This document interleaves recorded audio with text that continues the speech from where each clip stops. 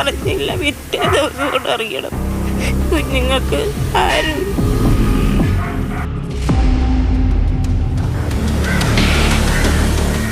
ഓർക്കുമ്പോഴേ പങ്കുപൊടിയാണ്. ഇപ്പം ഈ പിള്ളേരുടെ ഭാവിയാണ് ഏറ്റവും വലിയ പ്രധാനമായിട്ടുള്ളത്. ഇതുപോലെ ഒരുപാട് പേർ നമ്മൾക്കിടയിലുണ്ടാകും. അപ്രതീക്ഷിതമായി ഉറ്റവരെ നഷ്ടപ്പെട്ടതിൻ്റെ വേദനയാണ്. പോലീസിൻ്റെ അനാസ്ഥ പലപ്പോഴും ഇത്തരം സംഭവങ്ങൾക്ക് ഒരു കാരണമാകാറുണ്ട്. പറവൂരിലെ ഋതു നടത്തിയ 3 കൊലപാതകങ്ങൾ നോക്കിയാൽ അത്തരത്തിലൊരു ആരോപണം ഉയർന്നു വരുന്നുണ്ട്. പോലീസ് കൃത്യസമയത്ത് ഇടപെട്ടിരുന്നുവെങ്കിൽ ഈ 3 ജീവനുകൾ രക്ഷിക്കാമായിരുന്നുവെന്നാണ് ആ കൊലപാതകം നടന്നപ്പോൾ ഉയർന്നു വന്ന പ്രധാനപ്പെട്ട പരാതി.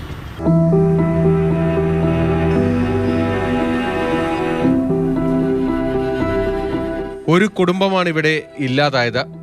ആ നടുക്കുന്ന ഓർമ്മകളിൽ നിന്ന് അയൽക്കാരും മോചിതരായിട്ടില്ല. വേണുവും ഭാര്യ ഉഷയും മകൾ വിനീഷയും ഒരു ഇരുമ്പുവടിയിലാണ് ഇല്ലാതായത്. ഭ്രാന്തമായ അവസ്ഥയിൽ അയൽക്കാരനായ യുവാവ് വീട് കയറി ആക്രമിച്ചപ്പോൾ വിനീഷയുടെ ഭർത്താവ് ജിതിനും ആശുപത്രി കിടക്കയിലാണ്. ഈ സംഭവങ്ങളെക്കുറിച്ചെല്ലാം ഓർക്കുമ്പോൾ നാട്ടുകാർക്ക് പറയാനുള്ളത് ആദ്യം പോലീസിനെ കുറിച്ചാണ്. ആദ്യം അവർക്കടുത്തായിരുന്നു ദേഷ്യമൊക്കെ. ആ വീടിന്റെ കാല് വയ്യാത്ത ചേച്ചിയെടുത്തായിരുന്നു. അത് കഴിഞ്ഞിട്ട് വിരിക്കടുത്തായിരുന്നു. ഞങ്ങളുടെ അത്ര ഉണ്ടായിരുന്നില്ല. അവർക്കടുത്ത് ദേഷ്യം ഇതായപ്പോഴാണ് എൻ്റെ അടുത്തും കൂടി വധഭീഷണി വന്നത്. എനിക്കും വിനീഷയ്ക്കും ഭീഷണി വന്നത്. അത് ഞങ്ങൾ പോലീസിൽ റിപ്പോർട്ട് ചെയ്തതാണ്. പക്ഷെ പോലീസുകാരൊന്നും ഒരിത് ചെയ്തില്ല. അവസാനം ഞാനും വിനീഷിന് പരാതി കൊടുത്തത്. ഞങ്ങൾക്ക് അത്രയും ശല്യമായിട്ട് ഗേറ്റ് പൂട്ടിയിട്ടെന്ന് പറഞ്ഞാൽ അവൻ ഈ പെട്ടെന്ന് വന്ന് കയറും. വീടിൻ്റെ ഉള്ളിലോട്ട് വന്ന് കയറും. പേടിയുണ്ട്, ഇപ്പോഴും ഉണ്ട്. അവൻ ജയിലായോണ്ട് ഇപ്പൊ സമാധാനമുണ്ട്. പറവൂർ കേസിൽ പോലീസിന് പറയാനുള്ളത് മറ്റൊരു കഥയാണ്. ഈ പരാതിയിൽ കൃത്യമായ പരിശോധനകൾ നടന്നിരുന്നു. പക്ഷേ ഇത്രയും വലിയൊരു ക്രിമിനൽ ഈ രീതിയിലേക്ക് പോകുമെന്നത് പോലീസും കണക്കുകൂട്ടിയില്ല. അതാണ് ഇത്തരത്തിൽ നാടിനെ നടുക്കിയ ഒരു വലിയ കൊലപാതക പരമ്പരയിലേക്ക് എത്തിച്ചത്. പട്ടിയുടെ പേരും പറഞ്ഞാണ് ഇപ്പൊ ഇവിടെ വന്ന് അച്ചപ്പുണ്ടാക്കണത്. തല്ലാൻ വന്നിട്ടുണ്ട്, തല്ലാൻ. ഋതുവിനെതിരെ പരാതികൾ വന്നു എന്നത് പോലീസ് സമ്മതിക്കുന്ന കാര്യമാണ്.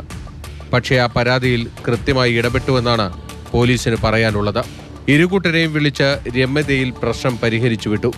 അതിനുശേഷം ഇയാളിൽ നിന്ന് ഇതുപോലൊരു പെരുമാറ്റം പോലീസ് പ്രതീക്ഷിച്ചിരുന്നില്ല.